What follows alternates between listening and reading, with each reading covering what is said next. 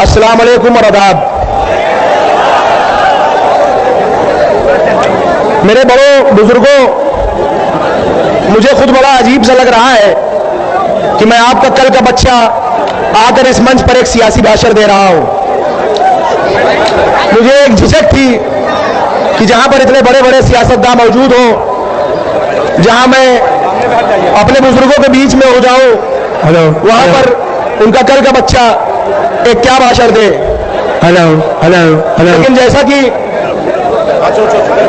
जैसा कि मैं एक सियासी घर में पैदा हुआ और बड़ा हुआ, जो कि मैं एक तालिबे इल्म हूं, अभी एक स्टूडेंट हूं, लेकिन सियासी माहौल में रहा। और एक बात कहा जाता है कि मछली के बच्चे को कभी तैरना नहीं सिखाया जाता।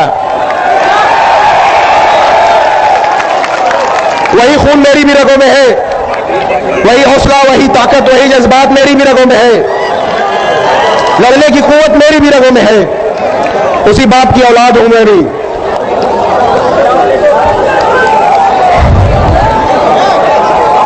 मैं आज जो मैं देख रहा हूं, और से सुनिए मेरी बात, बहुत जरूरी बात है ये।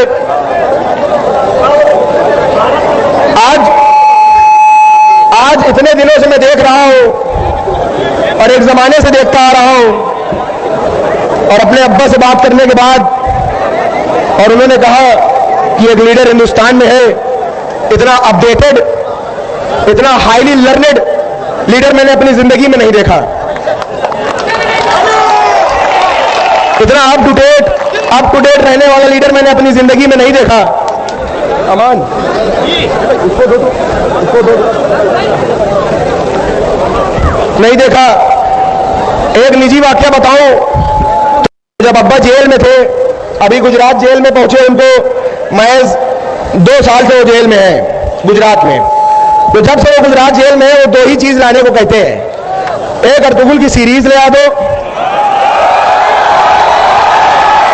कहते हैं कि एक अर्तुगरुल की सीरीज ले आ दो, और जनाब असदुद्दीन ओवैसी साहब की स्पीचेस ले आओ। यहां तक कि ये जुनून उनकी स्पीच को सुनने का कि जो जब सांसद थे उस समय के जो अब्बा के पीए थे, उनको दिल्ली में कहलाया कि जब मैं सांसद था और उससे पहले उस जमाने के जो असदुद्दीन ओवैसी साहब की स्पीचेस हैं वो मुझे पेन ड्राइव में करके जेल भेजो, ये तक कहलाया गया। तो जब मैंने अपने अब्बा की बात सुनी, असदुद्दीन ओवैसी साहब के बयानों को सुना, स्पीचेस को सुना, तो यह एहसास हुआ मेरा भी जो इल्म है, जो अक्ल इजाजत देती है, उस हिसाब से हमें समझ में आया कि हम आज तक ठगे जा रहे हैं, आज तक हम ठगे जा रहे हैं। जैसे कि कहा जाता है कि तुम्हारी फाइलों में गांव का मौसम गुलाबी है, मगर ये आंकड़े झूठे हैं, ये दावा किताबी है। समझ लीजिए कि इसी तरह से हम लोग ठगे जा रहे हैं और झूठ बोला जा रहा है। हम तो वो हैं जिन्होंने इतने साल वोट दिया है, हमारे आपके बाप दादाओं ने इनको वोट दिया है। अगर आज हम खुद वोट मांगने की बात कर रहे हैं तो हम क्या जुल्म कर रहे हैं? क्या जुल्म कर रहे हैं बताइए? अगर हम वोट मांग रहे हैं तो हम गलत कर रहे हैं। हमारे साथ अगर हमारे हिंदू भाई, मुसलमान सब साथ में है, हिंदू भाई है, सिख भाई है, ईसाई भाई है, उनको ये पार्टी अगर मौका देने की और उनको हिंदुस्तान को कॉन्स्टिट्यूशन पे चलाने में दखल देने की बात करती है और सबको लेकर साथ चलने की बात करती है, तो अगर हम आजादी के 75 साल के बाद अगर हम अपना हक मांग रहे हैं तो क्या गलत कर रहे हैं? बहुत से लोग यहां उत्तर प्रदेश में और भी जगह हिंदुस्तानों में हमको कहते हैं वोट कटुआ। सुनिएगा, हमको कहते हैं वोट कटुआ। बीजेपी और आरएसएस ने पूरे हिंदुस्तान में हमें कटुआ कटुआ कह के सरकार बनाया है सेंट्रल में, कटुआ कटुआ कह के सरकार बनाया सेंट्रल में। अब ये यूपी में वोट कटुआ कह के सरकार बनाने जा रहे हैं। तो हम चलिए, अगर हम कटुआ कहलाए जाने से कभी शर्माए नहीं, हम कभी नहीं शर्माए, तो वोट कटुआ कहलाए जाने से क्या शर्माएंगे? कहते हैं ये लोग वोट कटुआ। और सबसे ज्यादा तकलीफ तब होती है जब अपने कुछ भाई भी उसी में शामिल हो जाते हैं। हम इधर 22% है 100 में, 100 में हम 22% हैं। यहाँ कोई 7 है, कोई 8 है, कोई 10 है। हम वोट का समंदर है, वो वोट का नदी और नाला है।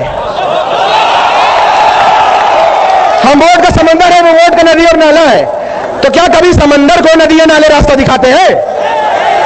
कि नदी नाले आके मिलते हैं समंदर में, आके ये मिलते हैं हमें, ना कि हम इनसे गुजरते हैं। ये अपने अंदर एक एहसास लाइए, कभी किसी से कम ना समझिए। एक नारा रखिए कि हम पर क्यों कठुओं का नारा है, अरे 100 में 22 हमारा है। हम पर क्यों कठुओं का नारा है, 100 में 22 हमारा है। अगर मैं बचपने की बात करूं कुछ, तो मैं छोटा सा था, सुनिएगा। तो मैं छोटा सा था और स्कूल जाता था पढ़ने, तो देखता था दीवारों में लिखा होता था कि तेल लगाओ डाबर का, नाम मिटा दो बाबर का। और लिखा होता था कि मुसलमानों तुम्हारा स्थान पाकिस्तान या कब्रिस्तान। तो ये मैं सोचता था कि ये किसको कहने की बात कर रहे हैं। मैं स्कूल जाता था तो पढ़ता था कि बाबर तो एक राजा था, औरंगजेब एक राजा था, ये किसको इशारा करने की बात कर रहे हैं। बाद में मुझे एहसास हुआ कि ये हमें इशारा करते हैं। और यही लोग जो हमारी माँ बहन बेटियों को बेवा करने की बात करते हैं, अगले ही पल हमारे हिमायती बन के तलाक की बात करने लगते हैं। ये कहां करे वहां से बताइए, इन पे कैसे भरोसा करा जाए। आप खुद सोचिए कि एक तरफ हमारी माँ बहनों को बेवा कर रहे हैं, दूसरी तरफ तलाक की बात कर रहे हैं। यकीन करने लायक है कि नहीं है ये लोग, आप बताइए। और हमसे बड़ा देशभक्त कौन है? हमारे पास चॉइस थी, चाहते तो जा सकते थे। कौन है हमसे बड़ा देशभक्त? चॉइस थी, हमारे पास जा सकते थे लेकिन रुक गए। हम वो नहीं है जो कराची चले गए, उनमें से नहीं हम रुक गए। चाहते तो चले जाते बाप दादा हमारे, लेकिन नहीं गए, रुक गए। और हमारी पुश्तें यही दफन होंगी इंशाल्लाह इसी मिट्टी में। ये हमसे वफादारी का सबूत मानते हैं, वफादारी का सबूत मानते हैं ये लोग। और ये भी सुन लें कि जरूरत पड़ेगी तो इसी मिट्टी के लिए कुर्बानी भी देने को हम हाजिर हैं, कुर्बानी भी देंगे हम। और हमारा मजहब भी सिखाता है कि जहां रहो उसके वफादार रहो, वफादार रहना जरूरी है। और ये अब्बा ने तब भी कहा था कि ए लोगों, ऐ सियासतदारों सुन लो, हम सीने पे गोली खाएंगे, मुरली मनोहर जोशी तुम सीने पे गोली नहीं खाओगे। ये अब्बा ने बोला था। सन 89 से तारीख है कि आज तक किसी दंगे की वजह से, दंगे की आग के वजह से इलाहाबाद के आसपास का घर कभी किसी ने जलाया नहीं।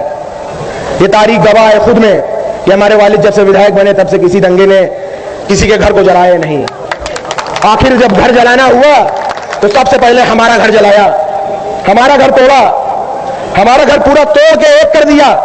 और ये तोड़ के ये हौसला तोड़ना चाहते हैं, इस बात को समझिएगा। ये कुछ कर ले, इन्होंने घर हमारा भले तोड़ा लेकिन उन्होंने हमारा हौसला नहीं तोड़ा, हमारी हिम्मत नहीं तोड़ी। वो बस एक ईंट की दीवार ही पहचान पाएंगे, बस न बसा न पाए एक घर जो वो घर क्या जान पाएंगे। हमारे हौसले की छांव में एक शहर बसता है, मेरे बच्चों को भी टूटी छतों का डर नहीं होता। तुम उन लोगों के साथी हो कि जिनके अनगिनत घर है, मैं उन लोगों का साथी हूं कि जिनका घर नहीं होता। हमारा वक्त आएगा, सुनो सच्ची कहानी है, हमारा वक्त आएगा, सुनो सच्ची कहानी है। हमारे और बदले की रिवायत भी पुरानी है। तैयार रहना कि एक एक ईंट जिस हाथों ने गिराई है, तैयार रहना कि एक एक ईंट जिन हाथों ने गिराई है, एक एक ईंट उन्हीं हाथों से वापस लगवानी है।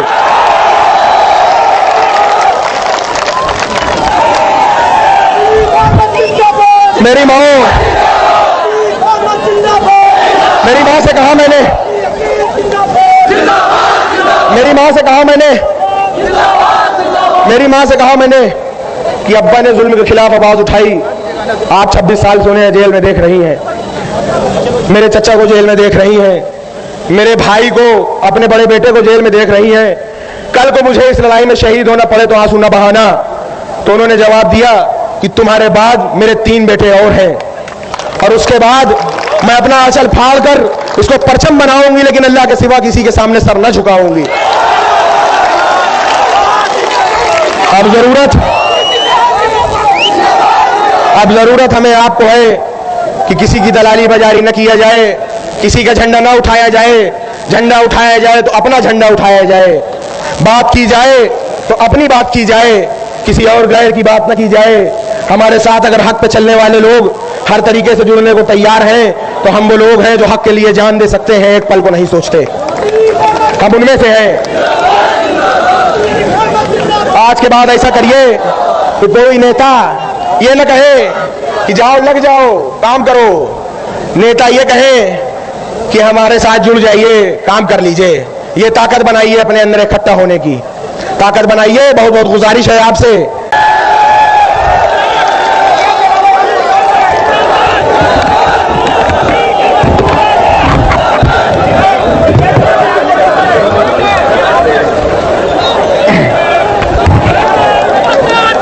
अस्सलाम वालेकुम और आदाब। मेरे बड़ों बुजुर्गों, मुझे खुद बड़ा अजीब सा लग रहा है कि मैं आपका कल का बच्चा आकर इस मंच पर एक सियासी भाषण दे रहा हूं। मुझे एक झिझक थी कि जहां पर इतने बड़े बड़े सियासतदान मौजूद हों, जहां मैं अपने बुजुर्गों के बीच में हो जाऊं, वहां पर उनका कल का बच्चा एक क्या भाषण दे। Hello hello hello. लेकिन जैसा कि मैं एक सियासी घर में पैदा हुआ और बड़ा हुआ, जो कि मैं एक तालिबे इल्म हूं, अभी एक स्टूडेंट हूं, लेकिन सियासी माहौल में रहा।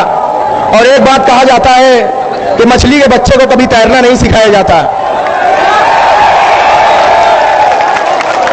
वही खून मेरी भी रगों में है, वही हौसला, वही ताकत, वही जज्बात मेरी भी रगों में है, लड़ने की कुव्वत मेरी भी रगों में है। उसी बाप की औलाद हूं मैं भी।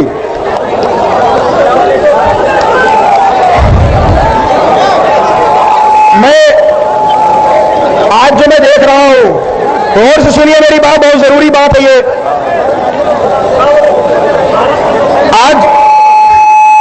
आज इतने दिनों से मैं देख रहा हूं और एक जमाने से देखता आ रहा हूं, और अपने अब्बा से बात करने के बाद, और उन्होंने कहा कि एक लीडर हिंदुस्तान में है, इतना अपडेटेड, इतना हाईली लर्नेड लीडर मैंने अपनी जिंदगी में नहीं देखा। इतना अप टू डेट रहने वाला लीडर मैंने अपनी जिंदगी में नहीं देखा। अमान, इसको दो, नहीं देखा। एक निजी वाक्य बताऊं तो जब अब्बा जेल में थे, अभी गुजरात जेल में पहुंचे, उनको महज 2 साल से वो जेल में है गुजरात में। तो जब से वो गुजरात जेल में है, वो 2 ही चीज लाने को कहते हैं। एक अर्तुगरुल की सीरीज ले आ दो, कहते हैं कि एक अर्तुगरुल की सीरीज ले आ दो, और जनाब असदुद्दीन ओवैसी साहब की स्पीचेस ले आओ। यहां तक कि ये जुनून उनकी स्पीच को सुनने का कि जो जब सांसद थे उस समय के जो अब्बा के पीए थे, उनको दिल्ली में कहलाया कि जब मैं सांसद था और उससे पहले उस जमाने के जो असदुद्दीन ओवैसी साहब की स्पीचेस हैं वो मुझे पेन ड्राइव में करके जेल भेजो, ये तक कहलाया गया। तो जब मैंने अपने अब्बा की बात सुनी, असदुद्दीन ओवैसी साहब के बयानों को सुना, स्पीचेस को सुना, तो यह एहसास हुआ, मेरा भी जो इल्म है, जो अक्ल इजाजत देती है, उस हिसाब से हमें समझ में आया कि हम आज तक ठगे जा रहे हैं। आज तक हम ठगे जा रहे हैं। जैसे कि कहा जाता है कि तुम्हारी फाइलों में गांव का मौसम गुलाबी है, मगर ये आंकड़े झूठे हैं, ये दावा किताबी है। समझ लीजिए कि इसी तरह से हम लोग ठगे जा रहे हैं और झूठ बोला जा रहा है।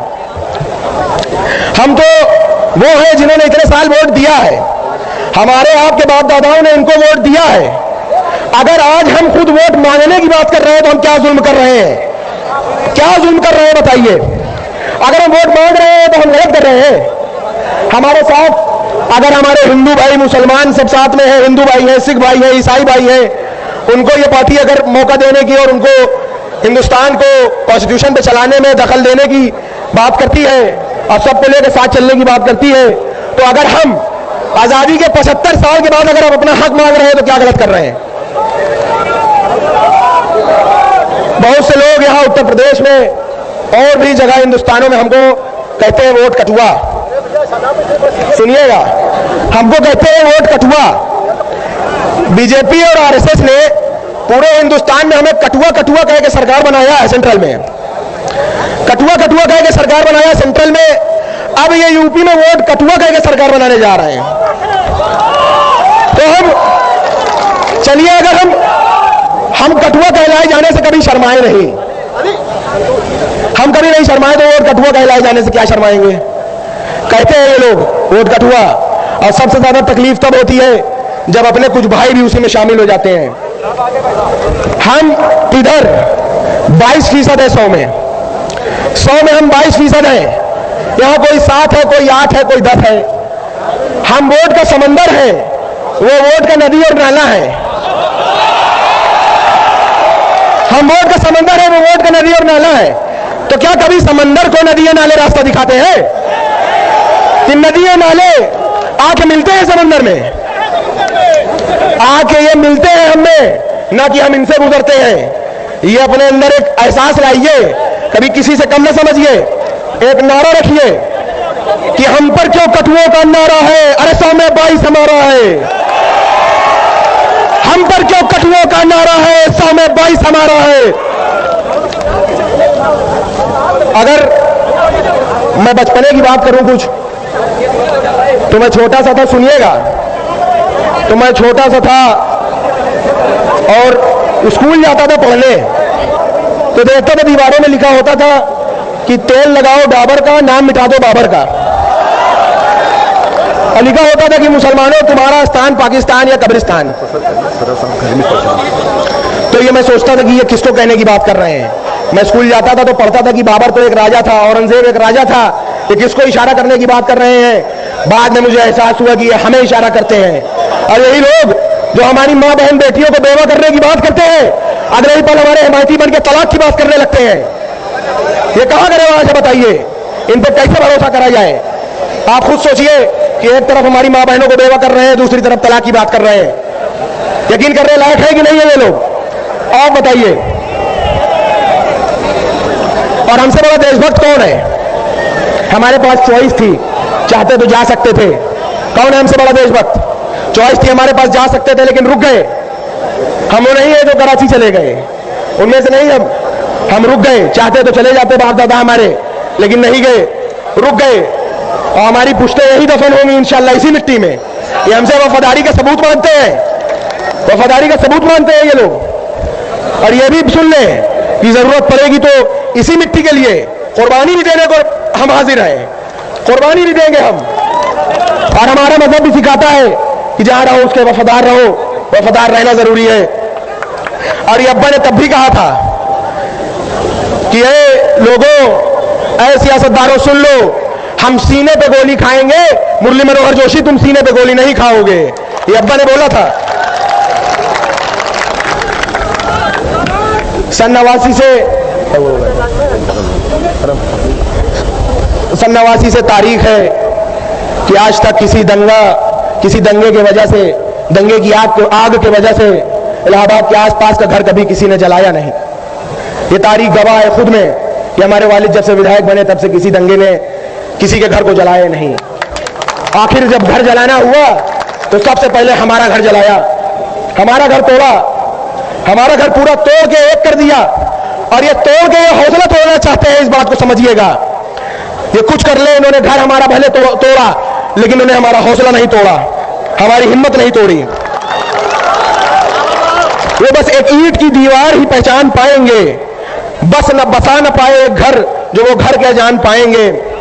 हमारे हौसले की छांव में एक शहर बसता है, मेरे बच्चों को भी टूटी छतों का डर नहीं होता। तुम उन लोगों के साथी हो कि जिनके अनगिनत घर है, मैं उन लोगों का साथी हूं कि जिनका घर नहीं होता। हमारा वक्त आएगा, सुनो सच्ची कहानी है, हमारा वक्त आएगा, सुनो सच्ची कहानी है।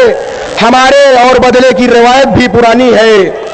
तैयार रहना कि एक एक ईंट जिस हाथों ने गिराई है, तैयार रहना कि एक एक ईंट जिन हाथों ने गिराई है, एक एक ईंट उन्हीं हाथों से वापस लगवानी है।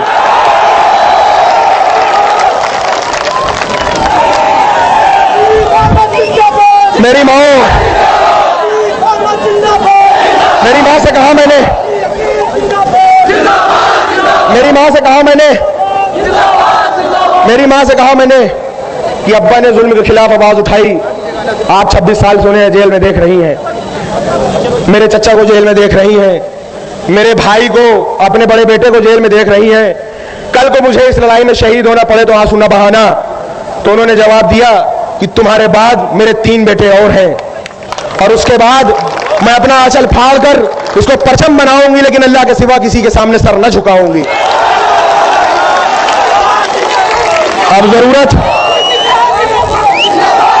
अब जरूरत हमें आपको है कि किसी की दलाली बाजारी न किया जाए, किसी का झंडा न उठाया जाए। झंडा उठाया जाए तो अपना झंडा उठाया जाए, बात की जाए तो अपनी बात की जाए, किसी और गैर की बात न की जाए।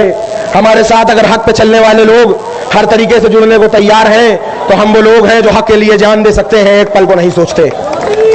हम उनमें से हैं।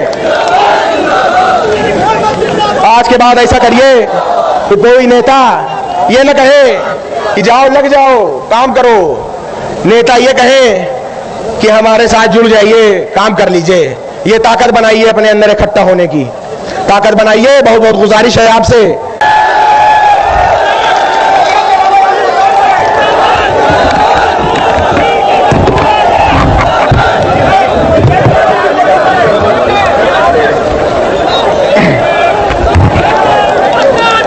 अस्सलाम वालेकुम और आदाब।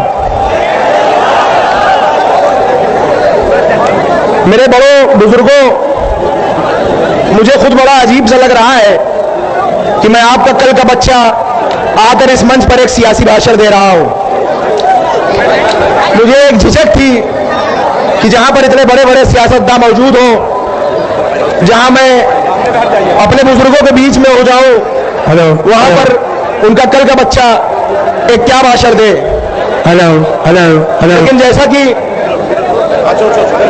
जैसा कि मैं एक सियासी घर में पैदा हुआ और बड़ा हुआ, जो कि मैं एक तालिबे इल्म हूं, अभी एक स्टूडेंट हूं, लेकिन सियासी माहौल में रहा। और एक बात कहा जाता है कि मछली के बच्चे को कभी तैरना नहीं सिखाया जाता। वही खून मेरी भी रगों में है, वही हौसला, वही ताकत, वही जज्बात मेरी भी रगों में है, लड़ने की कुव्वत मेरी भी रगों में है। उसी बाप की औलाद हूं मैं भी।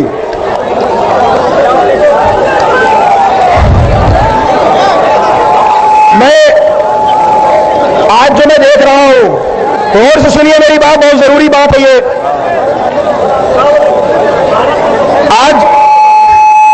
आज इतने दिनों से मैं देख रहा हूं और एक जमाने से देखता आ रहा हूं, और अपने अब्बा से बात करने के बाद, और उन्होंने कहा कि एक लीडर हिंदुस्तान में है, इतना अपडेटेड, इतना हाईली लर्नेड लीडर मैंने अपनी जिंदगी में नहीं देखा। इतना अप टू डेट रहने वाला लीडर मैंने अपनी जिंदगी में नहीं देखा। अमान, उसको दो, नहीं देखा। एक निजी वाकया बताऊं तो जब अब्बा जेल में थे, अभी गुजरात जेल में पहुंचे, उनको महज 2 साल से वो जेल में है गुजरात में। तो जब से वो गुजरात जेल में है, वो 2 ही चीज लाने को कहते हैं। एक अर्तुगरुल की सीरीज ले आ दो, कहते हैं कि एक अर्तुगरुल की सीरीज ले आ दो, और जनाब असदुद्दीन ओवैसी साहब की स्पीचेस ले आओ। यहां तक कि ये जुनून उनकी स्पीच को सुनने का कि जो जब सांसद थे उस समय के जो अब्बा के पीए थे, उनको दिल्ली में कहलाया कि जब मैं सांसद था और उससे पहले उस जमाने के जो असदुद्दीन ओवैसी साहब की स्पीचेस हैं वो मुझे पेन ड्राइव में करके जेल भेजो, ये तक कहलाया गया। तो जब मैंने अपने अब्बा की बात सुनी, असदुद्दीन ओवैसी साहब के बयानों को सुना, स्पीचेस को सुना, तो यह एहसास हुआ, मेरा भी जो इल्म है, जो अक्ल इजाजत देती है, उस हिसाब से हमें समझ में आया कि हम आज तक ठगे जा रहे हैं। आज तक हम ठगे जा रहे हैं। जैसे कि कहा जाता है कि तुम्हारी फाइलों में गांव का मौसम गुलाबी है, मगर ये आंकड़े झूठे हैं, ये दावा किताबी है। समझ लीजिए कि इसी तरह से हम लोग ठगे जा रहे हैं और झूठ बोला जा रहा है। हम तो वो हैं जिन्होंने इतने साल वोट दिया है, हमारे आपके बाप दादाओं ने इनको वोट दिया है। अगर आज हम खुद वोट मांगने की बात कर रहे हैं तो हम क्या जुल्म कर रहे हैं? क्या जुल्म कर रहे हैं बताइए? अगर हम वोट मांग रहे हैं तो हम गलत कर रहे हैं। हमारे साथ अगर हमारे हिंदू भाई, मुसलमान सब साथ में है, हिंदू भाई है, सिख भाई है, ईसाई भाई है, उनको ये पार्टी अगर मौका देने की और उनको हिंदुस्तान को कॉन्स्टिट्यूशन पे चलाने में दखल देने की बात करती है और सबको लेकर साथ चलने की बात करती है, तो अगर हम आजादी के 75 साल के बाद अगर हम अपना हक मांग रहे हैं तो क्या गलत कर रहे हैं? बहुत से लोग यहां उत्तर प्रदेश में और भी जगह हिंदुस्तानों में हमको कहते हैं वोट कटुआ। सुनिएगा, हमको कहते हैं वोट कटुआ। बीजेपी और आरएसएस ने पूरे हिंदुस्तान में हमें कटुआ कटुआ कह के सरकार बनाया है सेंट्रल में, कटुआ कटुआ कह के सरकार बनाया सेंट्रल में। अब ये यूपी में वोट कटुआ कह के सरकार बनाने जा रहे हैं। तो हम चलिए, अगर हम कटुआ कहलाए जाने से कभी शर्माए नहीं, हम कभी नहीं शर्माए, तो वोट कटुआ कहलाए जाने से क्या शर्माएंगे? कहते हैं ये लोग वोट कटुआ। और सबसे ज्यादा तकलीफ तब होती है जब अपने कुछ भाई भी उसी में शामिल हो जाते हैं। हम इधर 22% है 100 में हम 22% हैं। यहां कोई 7 है, कोई 8 है, कोई 10 है। हम वोट का समंदर है, वो वोट का नदी और नाला है। हम वोट का समंदर है, वो वोट का नदी और नाला है। तो क्या कभी समंदर को नदी और नाले रास्ता दिखाते हैं? ये नदी और नाले आके मिलते हैं समंदर में, आके ये मिलते हैं हमें, ना कि हम इनसे गुजरते हैं। ये अपने अंदर एक एहसास लाइए, कभी किसी से कम ना समझिए। एक नारा रखिए कि हम पर क्यों कटुओं का नारा है, अरे 100 में 22 हमारा है। हम पर क्यों कटुओं का नारा है, 100 में 22 हमारा है। अगर मैं बचपने की बात करूं कुछ, तो मैं छोटा सा था, सुनिएगा। तो मैं छोटा सा था और स्कूल जाता था पढ़ने, तो देखता था दीवारों में लिखा होता था कि तेल लगाओ डाबर का, नाम मिटा दो बाबर का। और लिखा होता था कि मुसलमानों तुम्हारा स्थान पाकिस्तान या कब्रिस्तान। तो ये मैं सोचता था कि ये किसको कहने की बात कर रहे हैं। मैं स्कूल जाता था तो पढ़ता था कि बाबर तो एक राजा था, औरंगजेब एक राजा था, ये किसको इशारा करने की बात कर रहे हैं। बाद में मुझे एहसास हुआ कि ये हमें इशारा करते हैं। और यही लोग जो हमारी माँ बहन बेटियों को बेवा करने की बात करते हैं, अगले ही पल हमारे हिमायती बन के तलाक की बात करने लगते हैं। ये कहां करे वहां से बताइए, इन पर कैसे भरोसा करा जाए? आप खुद सोचिए कि एक तरफ हमारी माँ बहनों को बेवा कर रहे हैं, दूसरी तरफ तलाक की बात कर रहे हैं। यकीन करने लायक है कि नहीं है ये लोग? आप बताइए। और हमसे बड़ा देशभक्त कौन है? हमारे पास चॉइस थी, चाहते तो जा सकते थे। कौन है हमसे बड़ा देशभक्त?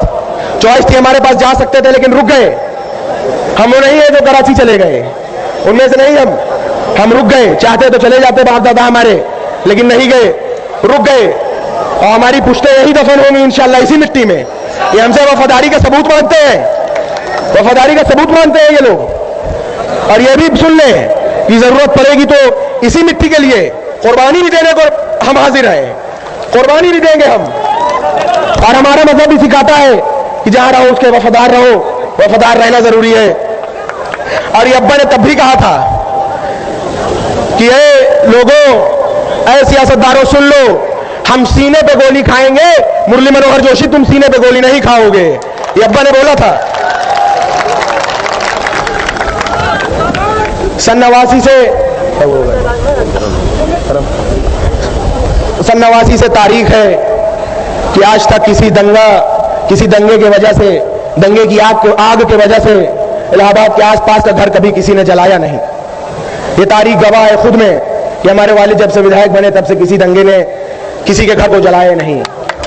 आखिर जब घर जलाना हुआ तो सबसे पहले हमारा घर जलाया, हमारा घर तोड़ा, हमारा घर पूरा तोड़ के एक कर दिया। और ये तोड़ के ये हौसला तोड़ना चाहते हैं, इस बात को समझिएगा। ये कुछ कर ले, इन्होंने घर हमारा भले तोड़ा लेकिन उन्हें हमारा हौसला नहीं तोड़ा, हमारी हिम्मत नहीं तोड़ी। वो बस एक ईंट की दीवार ही पहचान पाएंगे, बस न बसा न पाए एक घर जो वो घर क्या जान पाएंगे। हमारे हौसले की छांव में एक शहर बसता है, मेरे बच्चों को भी टूटी छतों का डर नहीं होता। तुम उन लोगों के साथी हो कि जिनके अनगिनत घर है, मैं उन लोगों का साथी हूं कि जिनका घर नहीं होता। हमारा वक्त आएगा, सुनो सच्ची कहानी है, हमारा वक्त आएगा, सुनो सच्ची कहानी है। हमारे और बदले की रिवायत भी पुरानी है। तैयार रहना कि एक एक ईंट जिस हाथों ने गिराई है, तैयार रहना कि जिस हाथों ने गिराई है, एक एक ईंट उन्हीं हाथों से वापस लगवानी है।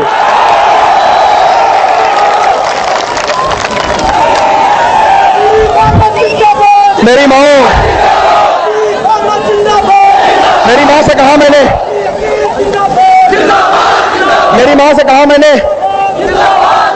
मेरी मां से कहा मैंने कि अब्बा ने जुल्म के खिलाफ आवाज उठाई, आप 26 साल से उन्हें जेल में देख रही हैं, मेरे चचा को जेल में देख रही हैं, मेरे भाई को, अपने बड़े बेटे को जेल में देख रही हैं।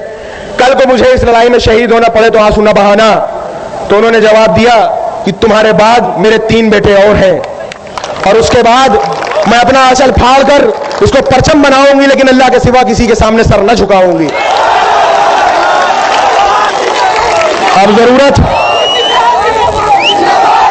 अब जरूरत हमें आपको है कि किसी की दलाली बाजारी न किया जाए, किसी का झंडा ना उठाया जाए। झंडा उठाया जाए तो अपना झंडा उठाया जाए, बात की जाए तो अपनी बात की जाए, किसी और गैर की बात न की जाए। हमारे साथ अगर हक पे चलने वाले लोग हर तरीके से जुड़ने को तैयार हैं, तो हम वो लोग हैं जो हक के लिए जान दे सकते हैं, एक पल को नहीं सोचते। हम उनमें से हैं। आज के बाद ऐसा करिए कि कोई नेता ये न कहे कि जाओ लग जाओ काम करो, नेता ये कहे कि हमारे साथ जुड़ जाइए, काम कर लीजिए। ये ताकत बनाइए, अपने अंदर इकट्ठा होने की ताकत बनाइए। बहुत बहुत गुजारिश है आपसे।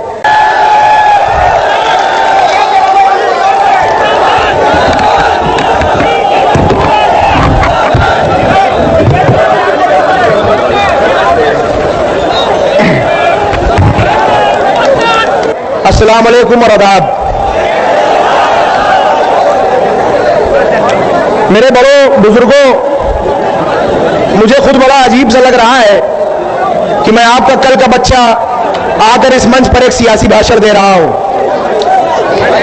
मुझे एक झिझक थी कि जहां पर इतने बड़े बड़े सियासतदान मौजूद हो, जहां मैं अपने बुजुर्गों के बीच में हो जाऊं, वहां पर उनका कल का बच्चा एक क्या भाषण दे। लेकिन जैसा कि मैं एक सियासी घर में पैदा हुआ और बड़ा हुआ, जो कि मैं एक तालिबे इल्म हूं, अभी एक स्टूडेंट हूं, लेकिन सियासी माहौल में रहा। और एक बात कहा जाता है कि मछली के बच्चे को कभी तैरना नहीं सिखाया जाता। वही खून मेरी भी रगों में है, वही हौसला, वही ताकत, वही जज्बात मेरी भी रगों में है, लड़ने की कुव्वत मेरी भी रगों में है। उसी बाप की औलाद हूं मैं भी।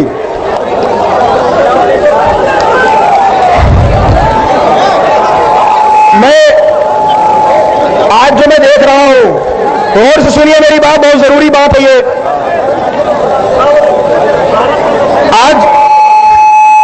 आज इतने दिनों से मैं देख रहा हूं और एक जमाने से देखता आ रहा हूं, और अपने अब्बा से बात करने के बाद, और उन्होंने कहा कि एक लीडर हिंदुस्तान में है, इतना अपडेटेड, इतना हाईली लर्नेड लीडर मैंने अपनी जिंदगी में नहीं देखा। इतना अप टू डेट रहने वाला लीडर मैंने अपनी जिंदगी में नहीं देखा। अमान, उसको दो, नहीं देखा। एक निजी वाकया बताऊं तो जब अब्बा जेल में थे, अभी गुजरात जेल में पहुंचे, उनको महज 2 साल से वो जेल में है गुजरात में। तो जब से वो गुजरात जेल में है, वो 2 ही चीज लाने को कहते हैं। एक अर्तुगरुल की सीरीज ले आ दो, कहते हैं कि एक अर्तुगरुल की सीरीज ले आ दो, और जनाब असदुद्दीन ओवैसी साहब की स्पीचेस ले आओ। यहां तक कि ये जुनून उनकी स्पीच को सुनने का कि जो जब सांसद थे उस समय के जो अब्बा के पीए थे, उनको दिल्ली में कहलाया कि जब मैं सांसद था और उससे पहले उस जमाने के जो असदुद्दीन ओवैसी साहब की स्पीचेस हैं वो मुझे पेन ड्राइव में करके जेल भेजो, ये तक कहलाया गया। तो जब मैंने अपने अब्बा की बात सुनी, असदुद्दीन ओवैसी साहब के बयानों को सुना, स्पीचेस को सुना, तो यह एहसास हुआ मेरा भी जो इल्म है, जो अक्ल इजाजत देती है, उस हिसाब से हमें समझ में आया कि हम आज तक ठगे जा रहे हैं। आज तक हम ठगे जा रहे हैं। जैसे कि कहा जाता है कि तुम्हारी फाइलों में गांव का मौसम गुलाबी है, मगर ये आंकड़े झूठे हैं, ये दावा किताबी है। समझ लीजिए कि इसी तरह से हम लोग ठगे जा रहे हैं और झूठ बोला जा रहा है। हम तो वो हैं जिन्होंने इतने साल वोट दिया है, हमारे आपके बाप दादाओं ने इनको वोट दिया है। अगर आज हम खुद वोट मांगने की बात कर रहे हैं तो हम क्या जुल्म कर रहे हैं? क्या जुल्म कर रहे हैं बताइए? अगर हम वोट मांग रहे हैं तो हम गलत कर रहे हैं। हमारे साथ अगर हमारे हिंदू भाई मुसलमान सब साथ में है, हिंदू भाई है, सिख भाई है, ईसाई भाई है, उनको ये पार्टी अगर मौका देने की और उनको हिंदुस्तान को कॉन्स्टिट्यूशन पे चलाने में दखल देने की बात करती है और सबको लेकर साथ चलने की बात करती है, तो अगर हम आजादी के 75 साल के बाद अगर हम अपना हक मांग रहे हैं तो क्या गलत कर रहे हैं? बहुत से लोग यहाँ उत्तर प्रदेश में और भी जगह हिंदुस्तानों में हमको कहते हैं वोट कठुआ। सुनिएगा, हमको कहते हैं वोट कठुआ। बीजेपी और आरएसएस ने पूरे हिंदुस्तान में हमें कठुआ कठुआ कह के सरकार बनाया है सेंट्रल में। कठुआ कठुआ कह के सरकार बनाया सेंट्रल में। अब ये यूपी में वोट कठुआ कह के सरकार बनाने जा रहे हैं। तो हम चलिए, अगर हम कठुआ कहलाए जाने से कभी शर्माए नहीं, हम कभी नहीं शर्माए, तो वोट कठुआ कहलाए जाने से क्या शर्माएंगे? कहते हैं ये लोग वोट कठुआ। और सबसे ज्यादा तकलीफ तब होती है जब अपने कुछ भाई भी उसी में शामिल हो जाते हैं। हम इधर 22% है 100 में, 100 में हम 22% हैं। यहाँ कोई 7 है, कोई 8 है, कोई 10 है। हम वोट का समंदर है, वो वोट का नदी और नाला है। हम वोट का समंदर है, वो वोट का नदी और नाला है। तो क्या कभी समंदर को नदी और नाले रास्ता दिखाते हैं? ये नदी और नाले आके मिलते हैं समंदर में, आके ये मिलते हैं हमें, ना कि हम इनसे गुजरते हैं। ये अपने अंदर एक एहसास लाइए, कभी किसी से कम ना समझिए। एक नारा रखिए कि हम पर क्यों कठुओं का नारा है, अरे 100 में 22 हमारा है।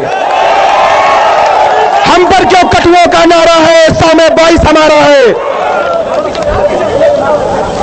अगर मैं बचपने की बात करूं कुछ, तो मैं छोटा सा था, सुनिएगा। तो मैं छोटा सा था और स्कूल जाता था पढ़ने, तो देखता था दीवारों में लिखा होता था कि तेल लगाओ डाबर का, नाम मिटा दो बाबर का। और लिखा होता था कि मुसलमानों तुम्हारा स्थान पाकिस्तान या कब्रिस्तान। तो ये मैं सोचता था कि ये किसको कहने की बात कर रहे हैं। मैं स्कूल जाता था तो पढ़ता था कि बाबर तो एक राजा था, औरंगजेब एक राजा था, ये किसको इशारा करने की बात कर रहे हैं। बाद में मुझे एहसास हुआ कि ये हमें इशारा करते हैं। और यही लोग जो हमारी माँ बहन बेटियों को बेवा करने की बात करते हैं, अगले ही पल हमारे हिमायती बन के तलाक की बात करने लगते हैं। ये कहां करे वहां से बताइए? कि एक तरफ हमारी माँ बहनों को बेवा कर रहे हैं, दूसरी तरफ तलाक की बात कर रहे हैं। यकीन करने लायक है कि नहीं है ये लोग?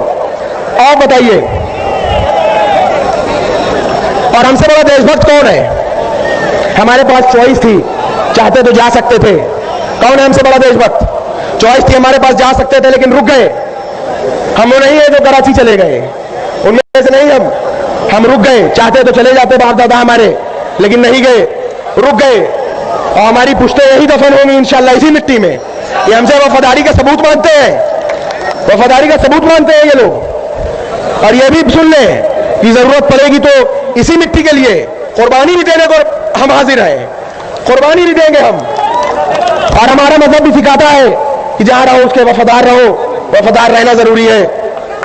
और ये अब्बा ने तब भी कहा था कि ए लोगों, ऐ सियासतदारों सुन लो, हम कहेंगे मुरली मनोहर जोशी तुम सीने पे गोली नहीं खाओगे। ये अब्बा ने बोला था। सन 89 से तारीख है कि आज तक किसी दंगे की वजह से, दंगे की आग के वजह से इलाहाबाद के आसपास का घर कभी किसी ने जलाया नहीं। ये तारीख गवाह है खुद में कि हमारे वालिद जब से विधायक बने तब से किसी दंगे ने किसी के घर को जलाया नहीं। आखिर जब घर जलाना हुआ तो सबसे पहले हमारा घर जलाया, हमारा घर तोड़ा, हमारा घर पूरा तोड़ के एक कर दिया। और ये तोड़ के ये हौसला तोड़ना चाहते हैं, इस बात को समझिएगा। ये कुछ कर ले, इन्होंने घर हमारा भले तोड़ा लेकिन उन्हें हमारा हौसला नहीं तोड़ा। हमारी हिम्मत नहीं तोड़ी। वो बस एक ईंट की दीवार ही पहचान पाएंगे, बस न बसा न पाए एक घर जो वो घर क्या जान पाएंगे। हमारे हौसले की छांव में एक शहर बसता है, मेरे बच्चों को भी टूटी छतों का डर नहीं होता। तुम उन लोगों के साथी हो कि जिनके अनगिनत घर हैं, मैं उन लोगों का साथी हूं कि जिनका घर नहीं होता। हमारा वक्त आएगा, सुनो सच्ची कहानी है। हमारा वक्त आएगा, सुनो सच्ची कहानी है। हमारे और बदले की रिवायत भी पुरानी है। तैयार रहना कि एक एक ईंट जिस हाथों ने गिराई है, तैयार रहना कि एक एक ईंट जिन हाथों ने गिराई है, एक एक ईंट उन्हीं हाथों से वापस लगवानी है।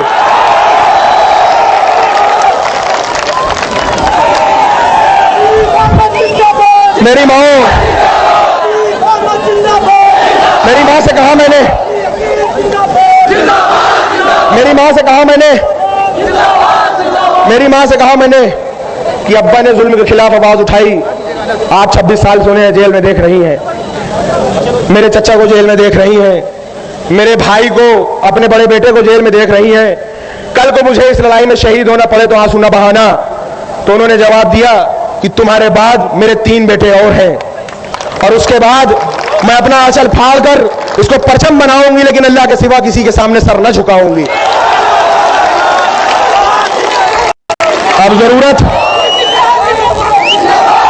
अब जरूरत हमें आपको है कि किसी की दलाली बाजारी न किया जाए, किसी का झंडा न उठाया जाए।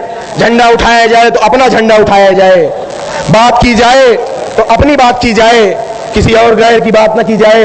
हमारे साथ अगर हक पे चलने वाले लोग हर तरीके से जुड़ने को तैयार हैं, तो हम वो लोग हैं जो हक के लिए जान दे सकते हैं, एक पल को नहीं सोचते। हम उनमें से हैं। आज के बाद ऐसा करिए कि कोई नेता ये न कहे कि जाओ लग जाओ काम करो। नेता ये कहे कि हमारे साथ जुड़ जाइए, काम कर लीजिए। ये ताकत बनाइए, अपने अंदर इकट्ठा होने की ताकत बनाइए। बहुत बहुत गुजारिश है आपसे।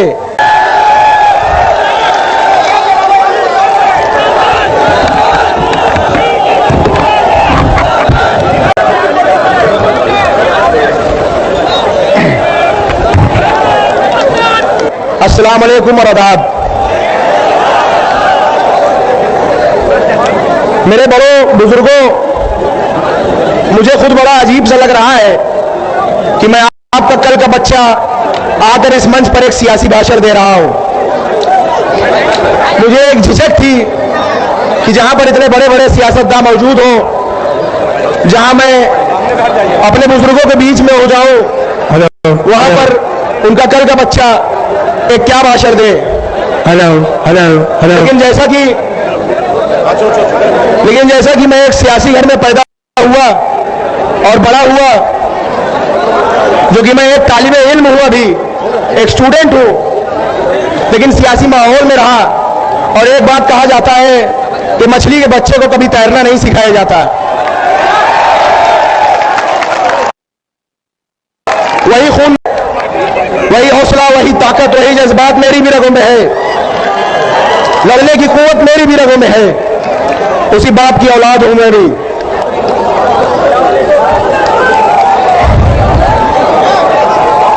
मैं आज जो मैं देख रहा हूं, और से सुनिए मेरी बात, बहुत जरूरी बात है ये।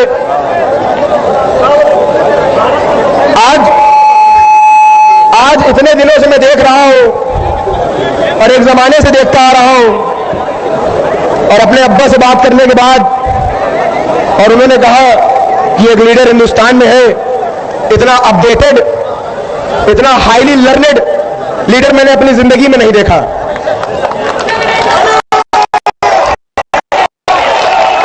अब मैंने अपनी जिंदगी में नहीं देखा।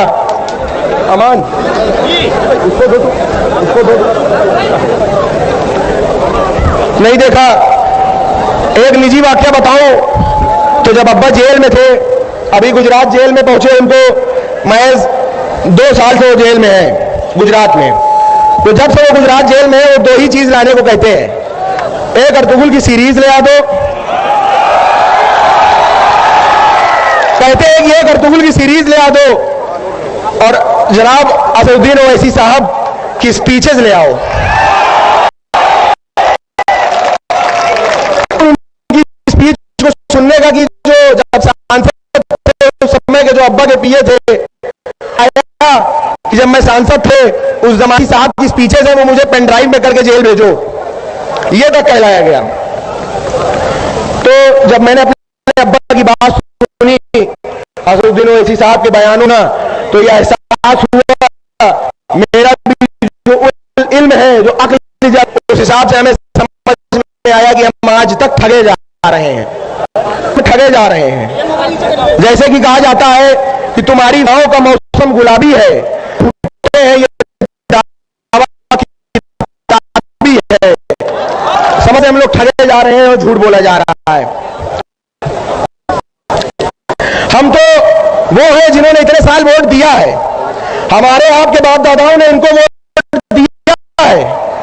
अगर आने की बात कर रहे हैं बताइए, अगर हम हमारे साथ अगर हमारे हिंदू भाई मुसलमान सब साथ में है, हिंदू भाई है, सिख भाई है, ईसाई भाई है, उनको ये पार्टी अगर मौका देने की और उनको हिंदुस्तान को कॉन्स्टिट्यूशन पे चलाने में दखल देने की बात करती है और सबको लेकर साथ चलने की बात करती है, तो अगर हम आजादी के 75 साल के बाद अगर हम अपना हक मांग रहे हैं तो क्या गलत कर रहे हैं?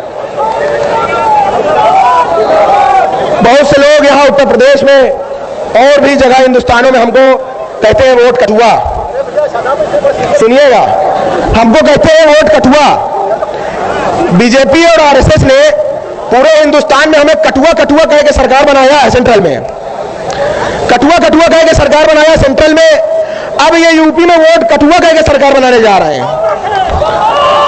तो हम चलिए, अगर हम कठुआ कहलाए जाने से कभी शर्माए नहीं, हम कभी नहीं शर्माए तो वोट कटवाए। कहते हैं ये लोग वोट कठुआ, और सबसे ज्यादा तकलीफ तब होती है जब अपने कुछ भाई भी उसी में शामिल हो जाते हैं।